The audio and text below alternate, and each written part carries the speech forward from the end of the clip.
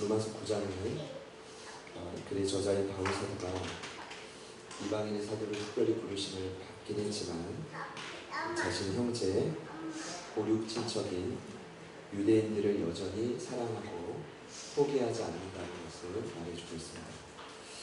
근데 9장을 좀 그 주제에서 좀 더 깊게 묵상을 해보면 이 말씀이 단순히 동족인 유대인의 복음화, 또 온전한 믿음, 구원에 이르는 참된 길만을 제시하는 것이 아니다라는 것을 알 수 있죠.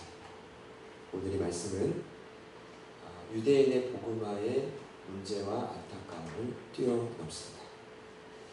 사실 이 본문을 통해 전해지는 가장 강력한 메시지는 오늘 바울 사도의 어떤 삶의 이력을 통해 함께 더해져서 강력하게 전해지고 있는데, 사실 그가 로마서 1장부터 가장 강력하게 요구하는 것은 부르심의 회복입니다.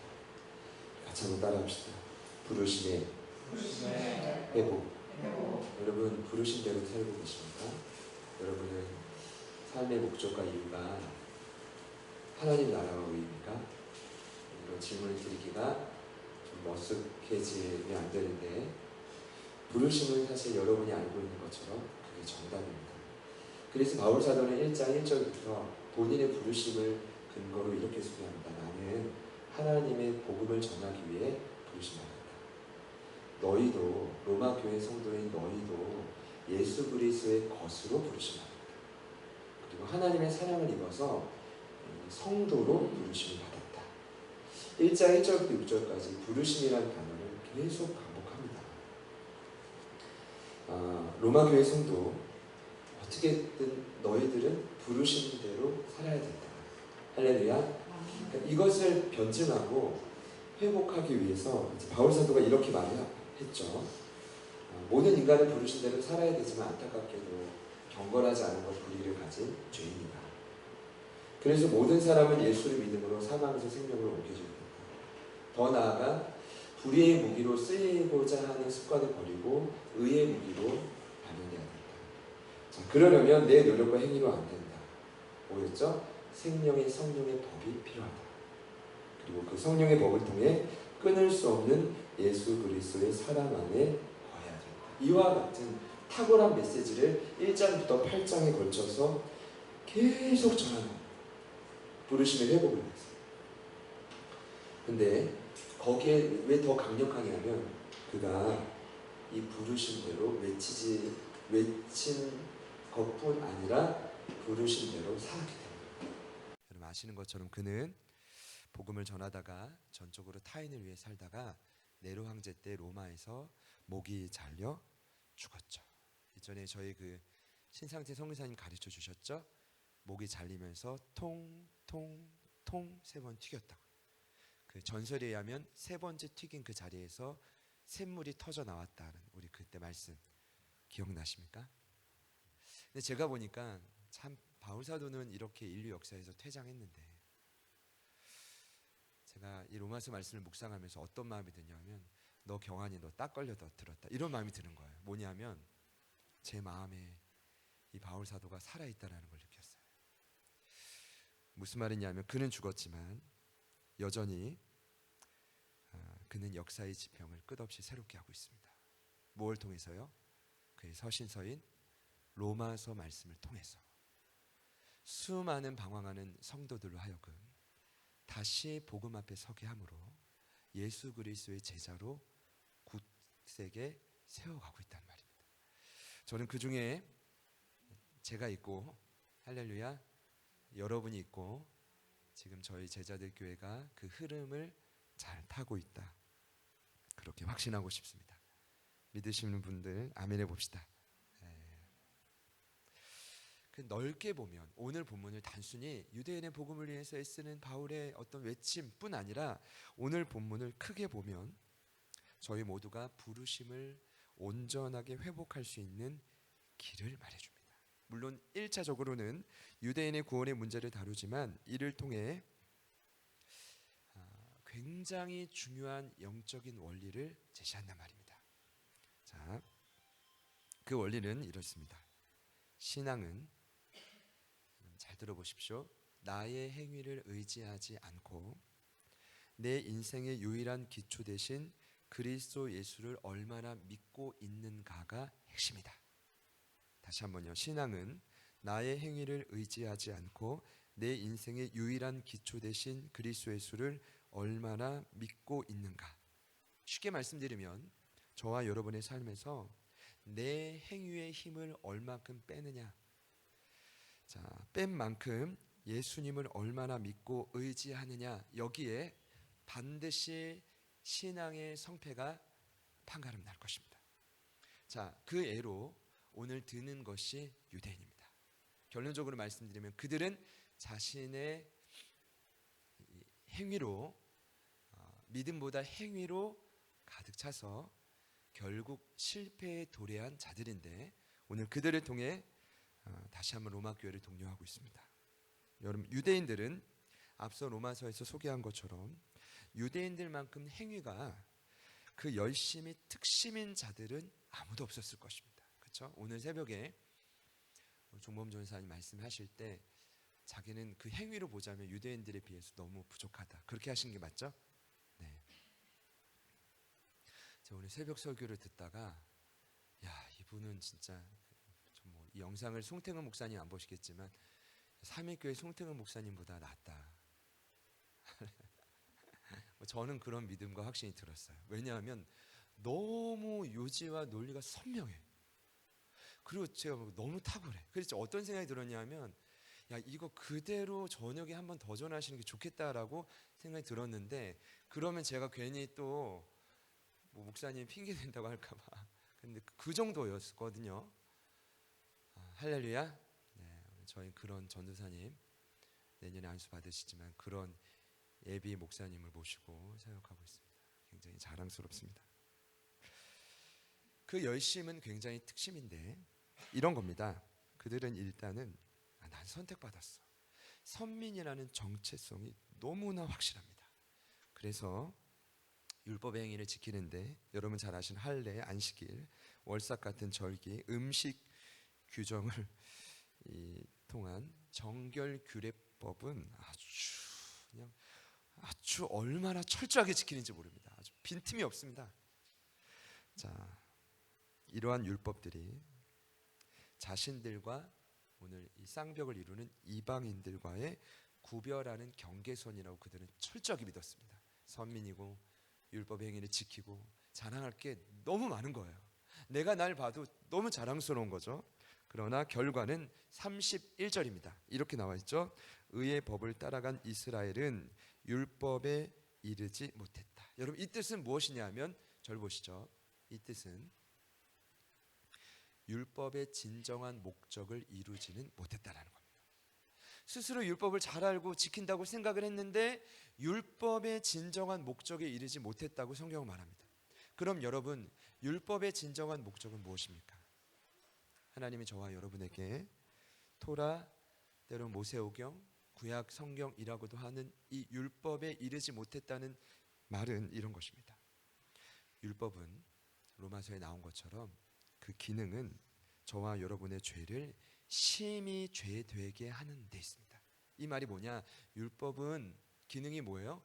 죄를 깨달아서 말씀을 읽는 자가 스스로 죄인이라는 자각을 갖게 하는 것이 율법의 목적입니다. 근데 거기서 하나 더 나갑니다. 율법을 계속 보다 보면 야, 정말 내 안에 소망이 없구나. 공고한 사람이구나. 이 사망이 몸이구나. 나는 정말 죄와 사망에서 건져낼 자가 아무도 없구나. 그때 누구를 바라볼 수 있죠? 생명의 근원이신 예수 그리스도를 바라볼 수 있는 거예요. 그러니까 유대인들은 율법을 너무 잘 알았고 그 행위를 지킨다고 말했지만 목적을 이루지 못했다는 건 결국 뭐예요? 자신의 행위로 만족했다는 겁니다. 그냥 거기까지였어요. 신앙의 과정은 열심히 있는데 예수님이 드러나는 게 아니라 내가 드러나는 거예요. 난 이만큼 말씀을 많이 보고 많이 알고 철저히 지키니 나를 보라는 거예요. 전혀 은혜가 되지 않는 거죠. 예수님 분명히 말씀하십니다.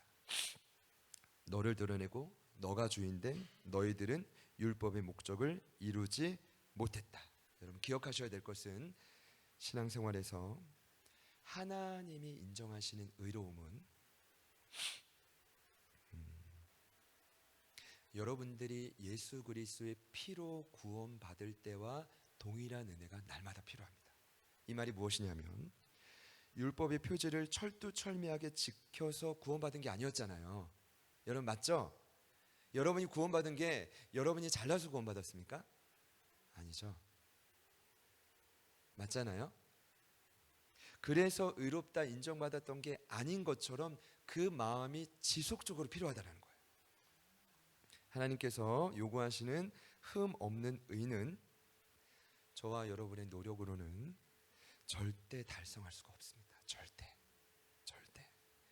이게 지금 비교 자체가 불가능한데, 하나님이 요구하시는 디카이 오슌의 의라는 단어는 차원이 전혀 다른, 여러분이 어떤 열심으로 노력해서 다다를 수 있는 차원이 아닌, 성경이 말하는 그 의는 탁월한 무결점을 의미합니다. 완벽한 100%를 의미합니다. 근데 이것은 아무리 인간이 노력을 해도 불가능해요. 방법은 한 가지입니다. 오직 예수 그리스도의 피라는 그 은혜 아래에 머물 때만 가능함을 여러분 모두 믿으시기를 축복합니다. 이제 유대인들이 이걸 인정하고 싶지 않은 거예요. 그나마 쌍벽이었던 이방인은 자랑할 것이 아무것도 없는 거예요. 자랑할 것이. 오늘 한 3시간 정도 우리 드럼 처음 이 자리에 났던 이현기 집사님이 오셔가지고 교제를 했는데 안 가시려고 하는 거예요. 그래서 제가 이제 3시에 있다가 우리 현이 어머니 모시러 또 가야 되는데 안 가시려고 해가지고 그러니까 이제 쭉쭉 뭐 이런 얘기를 하다가 이분이 어쨌든 상담대학원 이번에 졸업을 했고 했는데 제가 한 가지를 콕 집어 말했어요. 과거의 삶이 왜 이렇게 중요하냐. 당신이 지금 새로운 사람이 되었고 이미 학부도 졸업을 했고 상담대학원을 졸업을 했는데 왜 자꾸만 또 다른 석사 과정을 요구하냐. 제가 그랬어요. 바로 PhD 과정으로 가라. 아니 자꾸 뭔가를 더 공부하고 하려는 거예요. 그러니까 그 마음속에 어떤 마음이 있냐 하면 나는 학사 그 자격증이 너무 약해가지고 뭔가를 더 채우고자 하는 마음이 있는 거죠. 그렇죠. 그렇다고 해서 그 마음이 채워지는 게 아닌데 콕 집어 말했더니 이해를 하시더라고요. 저는 저희 믿음의 신앙생활도 마찬가지라고 생각을 해요. 저희들이 아무리 노력을 하고 많은 걸 깨달아서 여러분의 삶이 평안하던가요? 마음의 불안이 사라지던가요? 아니라는 거예요. 오늘 한마디죠. 믿음, 예수 그리스도의 피 아래 거하는 믿음, 그 믿음만이 저와 여러분을 무결점의 의로 이끌어 간다는 거예요. 그러니까 오히려 이방인들이 난 거예요. 자랑할 게 없으니까 마음이 가난해. 그러니까 복음을 듣고 더 많이 예수님 앞에 어떻게 돼요? 속히 굴복해요. 그런데 유대인들은 그게 또 마음에 안 들어요. 아니 저 개되지만도 못한 것들이 우리와 똑같은 하나님의 자녀라는 게 싫은 거예요. 같이 말을 나누는 게 로마교회 성도라고 부르심 받았지만 싫은 거예요. 내가 개척자여야 됐는데 여러분 전설에 의하면 거의 기정사실인데 이 로마교회 개척자는 누구였어요? 이방인들 아닙니까? 그게 싫은 거예요. 아니 메시아가 나무에 달린 예수라는 게 진짜 싫은 거예요. 저주만 달린 그곳에 예수님이 달렸는데 메시아라는 게 인정하고 싶지 않은 거예요. 여러분 이해가 되시죠? 너무 그 분위기에 휩싸여가지고 예수를 믿었는데 정신 차리고 보니까 메시아가 나무에 달린 예수네. 그거를 가족들에게 소개하는 게 너무 부끄럽고 초라하고 인정되지 않고 오히려 마음이 답답한 거죠. 돌아가고 싶고. 제가 볼 때는 한마디로 유대인들의 가장 큰 문제는 지금 구원받지 못한 자들 향해서도 적고 있지만 사실은 구원은 받았지만 또 믿음을 잃어버린 자들을 대상으로 하거든요. 이들의 가장 큰 문제는 강력한 교만이에요. 착각이에요. 그리고 은혜와 감사를 잊은 배은망덕한 모습이에요. 오늘 저와 여러분에게 적용하자면 이런 거예요. 올챙이적 생각하지 못한다. 여러분 언제적이요? 올챙이적 생각하지 못한다. 그리고 저와 여러분 하나님은 진노의 그릇이었죠. 저희들이. 근데 어떻게 하셨습니까? 그 과거의 삶에서 긍휼의 그릇으로 옮겨지는 은혜를 맛봤는데 어떻게 된 거예요? 다 잊어버렸어요. 그래서 오늘 읽진 않았지만 9장 7절 이하에 바울 사도가 이렇게 말해요. 아브라함의 씨가 다 그의 자녀가 아니라 오직 이삭으로부터 난 자라야 내 씨다. 여러분 아브라함의 씨가 두 사람이죠. 이스마엘과 이삭. 근데 이스마엘 지금 무시하는 겁니까? 그게 아니라 이삭을 강조하는 거예요. 나중에 이삭의 두 아들 누구죠? 예서와 야곱이었어도 예서를 미워했고 야곱을 사랑했대요. 원뜻은 미워했다는 게 아니라 덜 사랑했다는 거예요. 그럼 왜 야곱을 더 사랑했죠? 이유는 간단해요. 아브라함의 씨, 이삭의 씨, 야곱의 씨에서 누가 나왔죠? 예수 그리스도. 은혜의 기초인 그분을 강조하는 거예요. 너희들 은혜로 구원받았다. 예수의 피로 구원받았다. 그런데 왜 이 은혜를 잊고 또 네 행위와 노력으로 살아가려느냐. 그래서 오늘 읽지 않았지만 오늘 앞절이 24절까지 보면 9장 14절에서 23절에 같이 한번 따라합시다. 긍휼. 이 단어가 5번이나 나옵니다. 토기장이신 하나님이 죄인 되었던 우리를, 어둠 가운데 있던 우리를 빛으로 부르시고 영광의 풍성함을 담은 긍휼의 그릇으로 결국 삼아주셨어요. 여러분 옆에 있는 분들께 이렇게 한번 축복합시다. 당신은 영광의 풍성함을 담은 긍휼의 그릇입니다. 그리고 바로 오늘 읽으신 본문 바로 앞절에 9장 24절에 이런 표현이 있습니다. 이 그릇은 우리다. 이렇게 말하죠. 이 그릇은 유대인이다. 이렇게 말하지 않아요. 이 그릇은 이방인이다. 이렇게 말하지 않아요. 이 그릇은 누구라고요? 우리다. 왜요? 유대인이든 이방인이든 상관없어요. 아브라함의 씨, 이삭의 씨, 야곱의 씨인 예수를 믿기만 하면 모두 다 긍휼의 그릇이 될 수가 있습니다. 과거의 삶이 어떤 진노의 그릇이었든 상관없습니다. 예수를 믿으면 긍휼의 그릇이 된다는 거예요. 또 그 그릇만 만든 게 아니라 토기장이신 하나님이 거기에 영광의 풍성함을 담아주십니다. 유대인들이 크게 싫은 거예요. 아니 나는 이해가 되는데 쟤네가 영광의 그릇이라는 게 이해가 되지 않는 거죠. 하나님 그래서 자꾸 토기장의 비유와 감히 반분하느냐 이런 거죠. 여러분 결론적으로 말씀드릴게요. 여기서 말하는 긍휼의 그릇은 오늘날 보자면 교회입니다. 교회의 부르심은 뭐예요? 하나입니다. 어두운 데서 불러주신 하나님의 긍휼을 담고 그 긍휼을 누릴 뿐 아니라 어두운 땅에 다시 흘려보내는 거예요. 이것이 오늘 9장에서 말하는 유대인과 이방인을 향한 동일한 교회의 부르심이에요. 근데 이 정도로 들어도 그들이 돌이키질 못해요.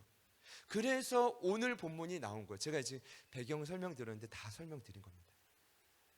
그래서 오늘 호세아 선지자와 이사야 선지자 이야기를 한 거예요. 왜 갑자기 구약 성경을 인용한 게 아니라 그들의 딱딱하고 교만하고 착각하는 걸 끊어내주려고요. 그래서 조상들 이야기를 하는 거예요. 여러분 호세아 선지자가 누굽니까? 북이스라엘의 선지자입니다. 그것도 북이스라엘이 가장 호황기 때 사마리아 수도에서 활동했던 선지자인데 여러분 선지자들은 늘 그렇지만 호황기 때가 제일 힘들어요. 차라리 밑바닥이면 그 말을 들을 텐데 호황기 때는 사람들이 엄청 교만해요. 제가 이제 정리해 보니까요. 이미 지도자들은 우상 숭배와 불신앙으로 가득 차 있었고 가난하고 소외된 자들은 사마리아 땅에 넘쳐났대요. 빈부의 격차가 심해진 겁니다. 하나님은 그들을 향해 호세아 선지자를 통해 뭐라고 진단했냐 하면 음란한 세대라고 했어요. 그래서 하나님이 그 마음을 좀 나누고자 누구를 부르죠? 호세아를. 그래서 호세아에게 어떤 아내를 붙입니까? 고멜이라는 음란한 여인을 만나게 합니다. 제가 그 한번 연극을 본 적이 있는데 눈물이 나더라고요. 너무 화가 나고 너무 억울했을 것 같아요. 그리고 결혼만 시킨 게 아니라 새 자녀를 하나님이 턱턱턱 줍니다. 첫째 자녀 자식 이름 뭐죠? 이스르엘. 하나님은 흩어버리셨다. 둘째 자녀 이름 뭐죠? 루하마. 하나님이 긍휼히 여기지 않는다. 로가 이제 부정이거든요. 셋째 자식은요, 로암미 내 백성이 아니다. 이것이 하나님의 공의의 심판이었습니다. 이것이 율법입니다. 그런데 오늘 9장 25절 6절은 어떤 말씀입니까? 호세아 1장과 2장의 인용 구절인데 하나님은 그들을 심판하면서 멀리 너머에 이미 뭘 예견해요? 회복을 예견합니다. 너희들의 음란한 세대로 심판을 받는 게 마땅하지만 이스르엘이 아니라 이스라엘로, 루하마가 아니라 루하마로, 로암미가 아니라 암미로 바꿔줄게. 누굴 통해서요? 예수의 은혜를 통해서. 할렐루야. 그렇죠. 이사야 선지자는 북쪽이 아니라 남유다의 선지자였습니다. 대단한 사람입니다. 나중에 므낫세 왕 때 여러분 아시는 것처럼 톱으로 허리가 잘려 죽어요. 그때까지 4명의 왕을 섬겨요. 근데 이 사람이 아니 이분이 이제 참 신기한 게 이사야서가 66장인데 성경이 축소판 같아요. 제가 봤을 땐 성경도 66권이잖아요. 그리고 구약 39권이 좀 율법을 강조한다면 이사야 1장부터 39장도 하나님의 심판을 강조하고 40절부터 66장은 은혜의 회복을 강조하는데 중요한 건 오늘 인용된 구절을 보니까 하나님이 그들을 진멸하지 않아요. 누굴 남기죠? 남은 자. 이게 하나님의 은혜예요. 하나님의 공의라면 심판의 율법이 기준이라면 그들은 싹쓸입니다. 그런데 남은 자를 남기겠다. 우리 같이 한번 이 말씀 읽어볼까요? 29절이에요. 29절 시작.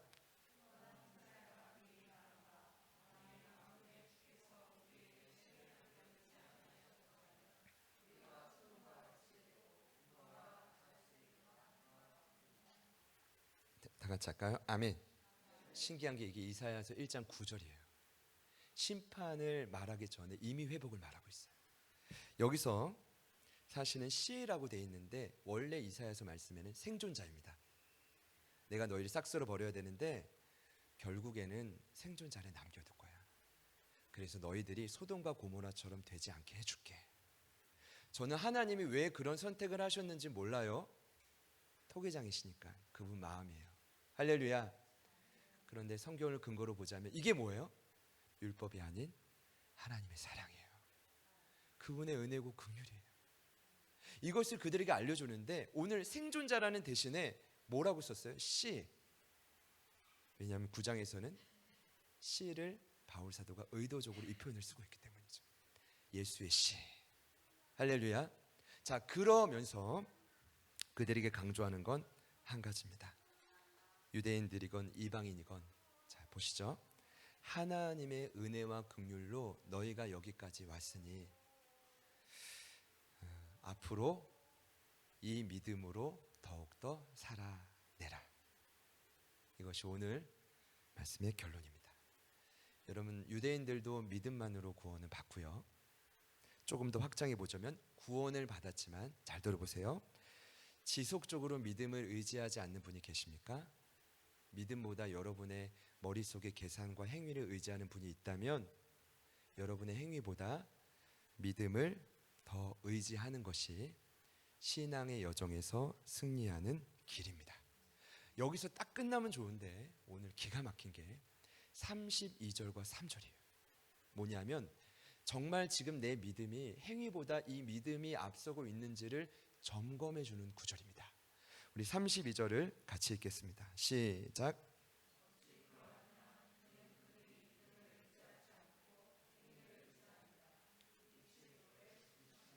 여러분 한번 점검해 보십시오. 아주 간단합니다. 예수를 믿었지만 믿음보다 현재 내가 내 행위를 더 의지하는 분의 특징, 부딪힐 돌에 부딪힌다. 아직 그 돌이 뭔지 모르지만 무언가 내 인생에 걸림돌이 있어서 어려움을 겪게 된다라는 의미겠죠. 자, 그런 의미입니다. 자, 그리고 저희가 33절도 한번 더 읽겠습니다. 마지막으로 시작.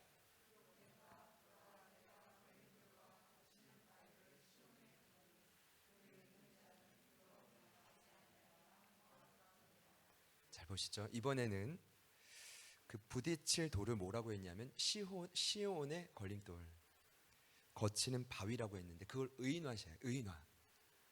그 시온의 걸림돌과 거치는 바위를 믿는 자는 인생이 부끄럽지 않은데 부딪히는 자는 뭐예요? 믿지 않고 자신의 행위를 더 의지하는 자는 반드시 부끄러움을 당할 것이다. 근데 저는 여기서 좀 아쉬웠어요. 그래서 지금 이거 인용 구절인데 원래 바울 사도가 인용했던 이사야서 28장 16절을 마지막으로 봐야 될 것 같아요. 마지막으로 화면에 준비했습니다. 안 됐어요? 그럼 제가 읽겠습니다.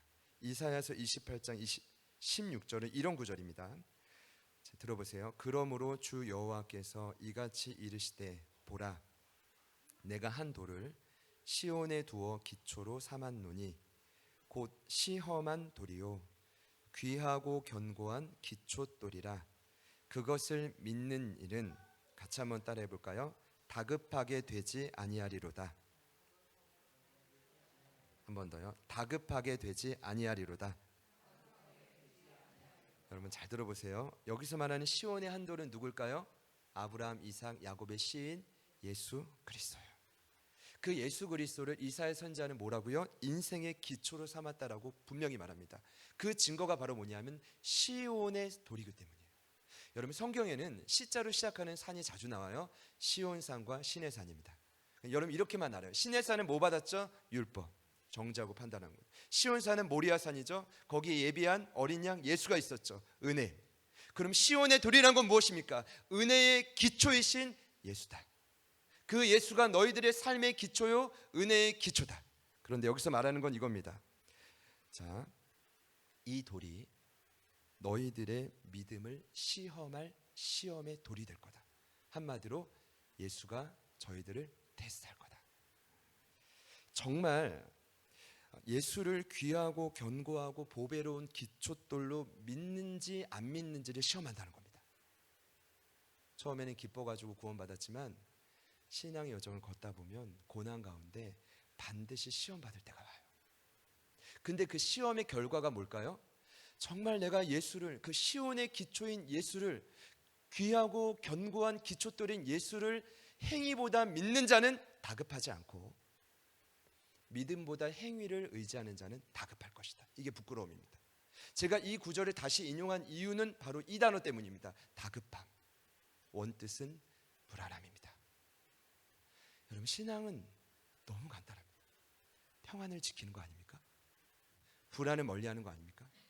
그런데 왜 어느 순간 우리의 마음은 불안하고 다급하고 세상에 위축되고 부끄럽죠? 오늘 성경은 말하고 있는 것입니다. 너희들의 믿음보다 너희들의 행위가 앞섰기 때문이다. 저는 저와 여러분이 처한 상황을 알 수 없어요. 저도 제 인생을 잘 모르는데. 근데 저는 오늘 말씀을 근거로 한 가지 확신하는 게 있습니다. 다급하냐 다급하지 않냐. 지금 내 마음이 불안하다면 죄송하지만 아직 이 행위의 노력과 힘이 안 빠진 거죠. 근데 내 마음이 다급하지 않다면, 불안하지 않다면, 세상 가운데 위축되지 않고 당당하다면 어떤 뜻입니까? 비록 내가 행위를 강조할 때도 있지만 행위보다 나의 믿음이 더 크다라는 것입니다. 오늘 부르심을 회복하는 길이 바로 이것입니다. 신앙의 여정 가운데 불쑥불쑥 올라오는 나의 지략과 행위. 사실 28장 16절은 어떤 구절이냐면 여러분 이사야 선지자가 외칠 때 말이죠. 완전히 이스라엘은요 정신 나간 제사장 미쳐버린 이 뭐라 그래요? 선지자들이 가득가득했습니다. 이사야 빼고는. 그래서 므낫세 왕 때 그 완전히 이제 조각 나잖아요. 금이 가기 시작하는데 히스기야 다음 므낫세 왕 때 어떤 일이 있냐면 위에서는 아수르가 쳐들어오고 남쪽에서는 이제 애굽이 쳐들어와요. 결국 바벨론에 의해서 남유다가 멸망당하긴 하지만 그때 므낫세 왕이 하나님을 의지하지 않고 어떻게 의지하는지 아십니까? 아수르와 친교를 맺어요. 애굽보다는 아수르가 강해 보여서 그래요. 여러분 세계 역사는 아수르를 아주 현실적이고 지혜로운 왕이라고 평가하는데 성경은 정반대입니다. 믿음이 없던 왕이에요. 자신의 계획대로 생각대로 결국 멸망에 가도록 할 때 이사야는 심판받을 짓이라고 얘기했고 그가 허리가 잘려 처형을 당한 것입니다. 여러분 이해가 되시죠? 여러분에게도 동일한 거예요. 이 땅을 살아가면서 위기와 어려움이 찾아올 때 누구처럼 행할 거냐 이겁니다. 므낫세 왕처럼 아니면 이사야처럼 오늘 바울 사도처럼 행위와 믿음의 그 경계선에 저희는 뭐가 더 맞는지 알 수 없지만 한 가지 확실한 점검은 다급함입니다. 저와 여러분의 마음에 이 다급한 마음이 주님이 주시는 평안으로 가득 차시기를 축복합니다. 아멘, 아멘. 할렐루야. 아멘. 이번 주에 아주 기쁜 소식을 들었는데 우리 내년에 주일에 광고를 하겠지만 내년에 이제 우리 유치부 원생이 한 명 늘어날 거다. 그래서 이제 어제 그렇게 윤영 전사님이 교육자분들께 소개하더라고요. 그래서 태중에 6주 된 이제 생명이 생겼어요. 할렐루야죠. 그래서 아직 무슨 말씀인지 잘 이해 못하셨습니까? 잉태하시게 된 거죠. 그래서 어제 뭐 그 좀 제가 이야기도 너무 기쁜 거예요. 가장 힘들고 어려울 때 이건 하나님이 주신 너무 큰 선물이다. 근데 그 이제 이름을 제가 이제 종범 전사님 헤어지실 때 태명도 이제 지어야겠네 이렇게 말했더니 아마 이제 윤영 전사님이 뭐 남편이 좀 이렇게 뭐 협박한 건 아닐 텐데 불이나 이렇게 전화를 하셔가지고 태명은 뭘로 할까요? 그래가지고 어제 마침 평안의 복음의 신발을 훈련해서 평안이로 짓기로 했습니다.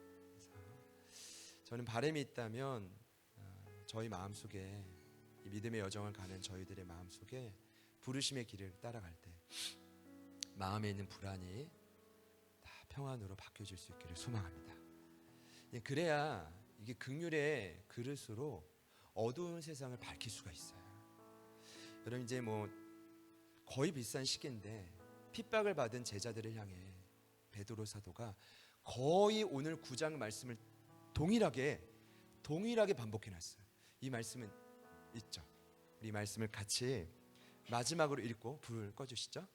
우리 같이 찬양하고 기도하겠습니다. 우리 같이 한번 읽어보실 텐데요. 오늘 말씀을 기억하면서 베드로전서 2장 4절부터 우리 같이 한번 읽을까요? 시작.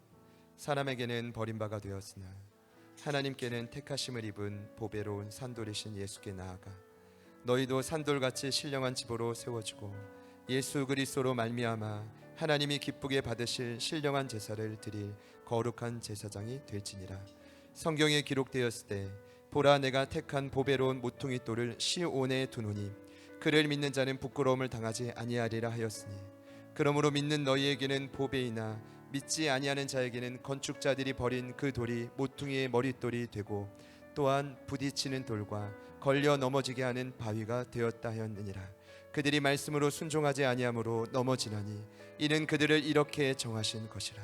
그러나 너희는 택하신 족속이요 왕같은 제사장들이요 거룩한 나라요 그의 소유된 백성이니 이는 너희를 어두운 데서 불러내어 그의 기이한 빛에 들어가게 하신 이의 아름다운 덕을 선포하게 하려 하심이라. 너희가 전에는 백성이 아니더니 이제는 하나님의 백성이요 전에는 긍휼을 얻지 못하였더니 이제는 긍휼을 얻은 자니라. 할렐루야.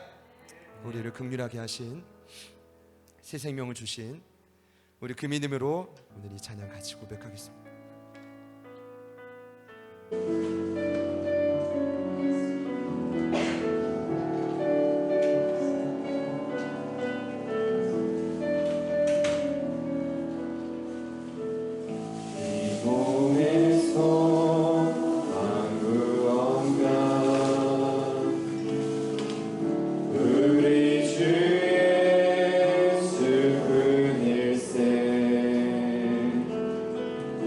우리 주 예수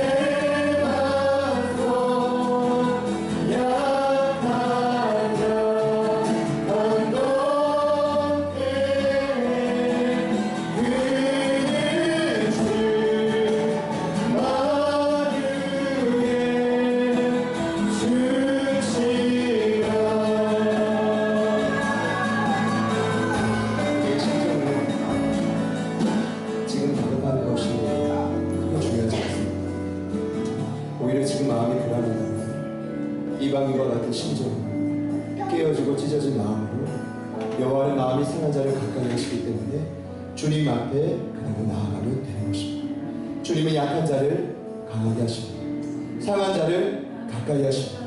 여러분의 그 다급한 마음, 불안케하는 마음, 그 원인과 근원은 무엇입니까? 그것을 해결할 수 있는 방법은, 그것을 부끄럽지 않고 이 세상 속에 당당하게 할 수 있는 유일한 해결책은 오직 시온의 기준, 우리 인생의 견고하고 보배로운 기초들이신 예수께 있습니다. 오늘 이 시간 함께 기도하실 때 우리를 불안하게 하고 다급하게 하는 그 문제, 우리 인생의 그 끝없는 원인을 생명 대신 그 예수께로 옮깁니다. 반석 대신 예수께로 옮깁니다. 주님께서 그 모든 문제를 거두시고 우리를 강건하게 하여 주시옵소서. 우리를 당당하게 하여 주시옵소서. 우리를 담대하게 하여 주시옵소서. 일하시는 그 예수님을 기대하여 이 시간 주님 이름 한번 부르신 후에 우리가 간절히 한번 기도합니다. 주여,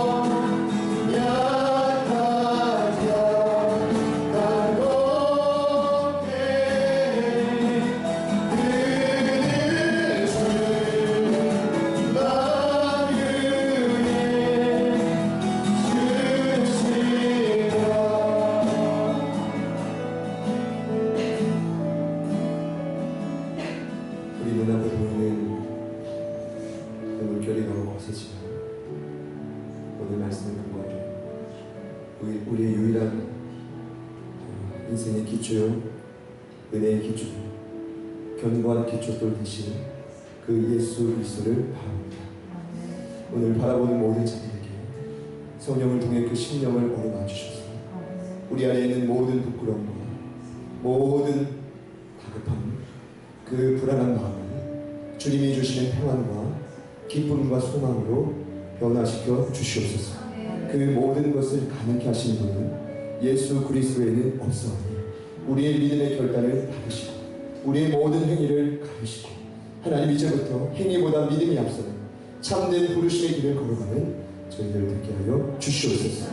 그 긍휼하심이 우리 안에 흘러넘치게 하여 주시고 또한 그 긍휼하심이 우리를 통해 이 세상으로 흘러가게 하실 주님을 찬양합니다. 오늘 이 밤에 함께 하시는 주님을 기대합니다. 예수님의 이름으로 기도드립니다. 찬양하신 후에 연이어 기도하실 때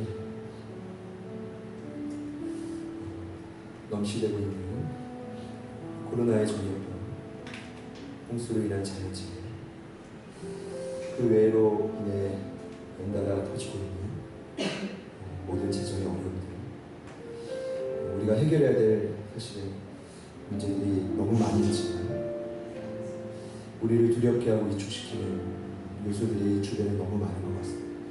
오늘 소식을 접하기로는 용인에 있는 우리 제일교회에서 72명의 확진자가 나왔습니다. 교회 목사님들과 또 직분자들의 마음이 찢어질 것입니다.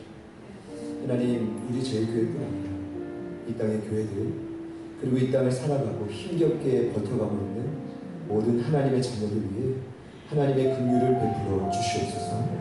그리고 더 나아가서 저희가 이 부분을 극복할 수 있는 방법도 예수밖에 없습니다. 예수님, 그분들을 위로하여 주십시오.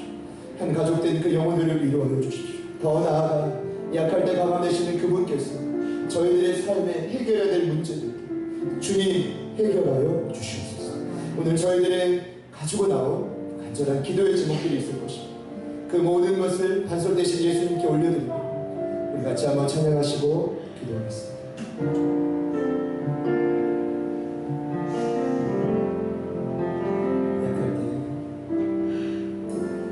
약할 때 강함 되시네 나의 보배가 되신 주 나의 모든 것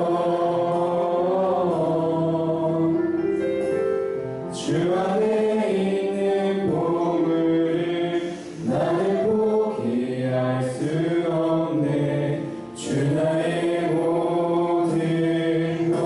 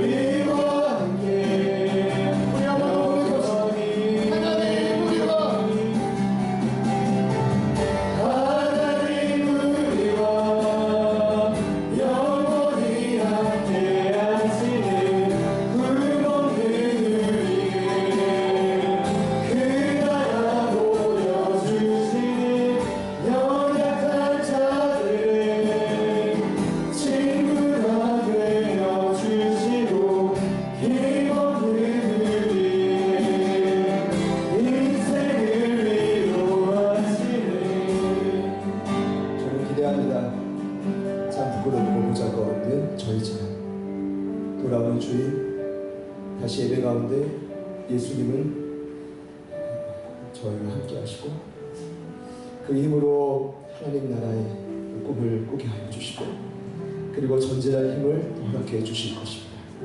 요한계시록에 나온 그 말씀을 정말 매주마다 나누고 있는데 저희는 계속해서 꿈꾸기 원합니다.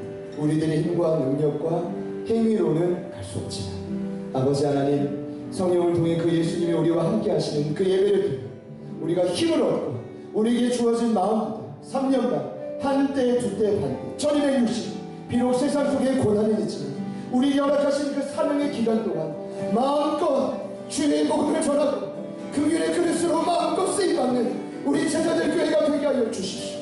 어린아이부터 청년에 이르기까지 한 사람도 예외 없이 하나님이 주시는 그 놀라운 마음을 회복하고 담대히 나아가 주의 복음을 전하는 그릇이 되기를 소망합니다.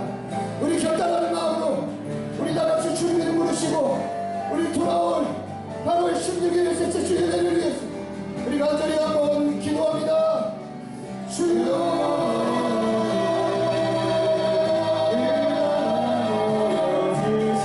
주여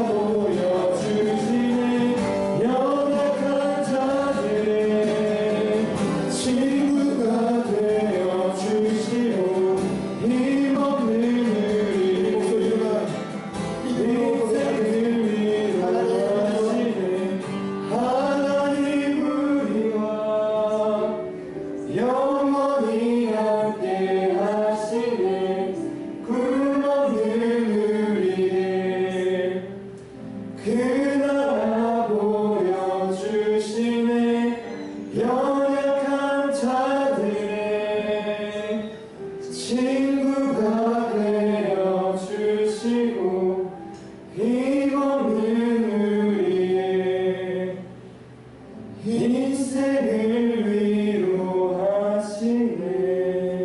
이러고 공부했던 다급하고 불안했던 그 심령을 끌고 때로는 억지로 끌고 이 성전을 오리는 그 우리의 시간들을 주님께 올려드리며 나아갑니다. 그러나 믿음으로 고백합니다. 돌아오는 주님 드려지는 모든 부서의 예배를 14만 4천 그 이름의 어린 양의 피의 표징을 받고 보좌와 내 성문과 장로 앞에서 마음껏 새 노래를 부르며 마음껏 성령 안에 찬양했던 그들과 같은 놀라운 회복의 예배가 일어날지어다. 우리 안에 눌렸던 모든 어둠의 요소들은 예수 이름의 능력 앞에 어린 양의 피로 다 묶임받고 떠나갈지어다. 모든 실패는 잊혀지게 하여 주시고 그 모든 것을 승리로 바꾸신 예수님 안을 다시 보게 되는 예배가 되게 하여 주시옵소서. 교회가 드려볼리고 이곳 아름다운 예배가 드려지는 멍지푸라자 전장 소위에 거룩하신 성령으로 충만하게 기름 부어 주시옵소서. 어떤 어린 영혼들도 주님 앞에서 그 하나님의 인자를 누리게 하여 주시고 이곳에 돌아갔더니 우리의 답답하고 불안했던 마음이 소망과 평안으로 바뀌어졌다는 믿음이 일어나게 하여 주시고 하나님 그 희망으로 말미암아 우리가 우리의 인생의 꿈을 꾸는 것이 아니라 하나님 나라의 꿈을 꾸게 하여 주십시오. 나의 인생, 나의 행위, 나의 자랑을 내려놓고 착각과 나의 행위와 나의 교만을 내려놓고 우리를 진노의 그릇에서 긍휼의 그릇으로 부르신 그 하나님의 놀라운 은혜의 덕을 이 어두운 세상 가운데 천하는 꿈을 꾸며 나가는 예배가 되게 하여 주시옵소서.